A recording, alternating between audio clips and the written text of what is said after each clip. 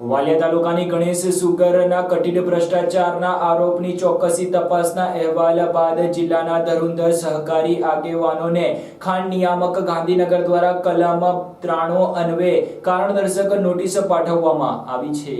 ભરૂચ જિલ્લાના વાલિયા તાલુકાની ગણેશ સુગરની કથિત ભ્રષ્ટાચારના આરોપની ચોક્કસી તપાસના અહેવાલ બાદ જિલ્લાના ધુરંધર સહકારી આગેવાનને ખાણ નિયામક ગાંધીનગર દ્વારા કલમ 93 અન્વયે કારણદર્શક નોટિસ પાઠવવામાં આવી છે। ભરૂચ જિલ્લાના વાગરાના ધારાસભ્ય અને ભરૂચ જિલ્લા ડિસ્ટ્રિક્ટ કોઓપરેટિવ સેન્ટ્રલ બેંકના ચેરમેન અરુણસિંહ રાણા, ગણેશ સુગરના ચેરમેન સુરજીતસિંહ ઉર્ફે Sandeep Mangrola, Bharuch district cooperative central બેંકના વાઇસ ચેરમેન અને ગણેશ સુગરના વાઇસ ચેરમેન કરશનભાઈ પટેલને ખાંડ નિયામક ગાંધીનગર દ્વારા ગણેશ સુગરના કથિત ભ્રષ્ટાચારના કિસ્સામાં કારણદર્શક નોટિસ ફટકારી આગામી 12 અને 13 નવેમ્બરના રોજ ગાંધીનગર ખાતે ઉપસ્થિત રહેવા જણાવ્યું છે। વાગરાના ધારાસભ્ય અને ભરૂચ ડિસ્ટ્રિક્ટ કોઓપરેટિવ બેંકના ચેરમેન અરુણસિંહ રાણા તથા ભરૂચ ડિસ્ટ્રિક્ટ કોઓપરેટિવ બેંકના વાઇસ ચેરમેન અને ગણેશ સુગર ફેક્ટરીના વાઇસ ચેરમેન એવા કરશનભાઈ પટેલ વર્ષ 2014-15માં ગણેશ સુગરના વ્યવસ્થાપક કમિટીના સભ્ય રહી ચૂક્યા છે। સહકારી ધુરંધરો સાથે ગણેશ સુગર ફેક્ટરીના વર્ષ 2014-15 થી 2018-19ની વ્યવસ્થાપક કમિટીના સભ્યને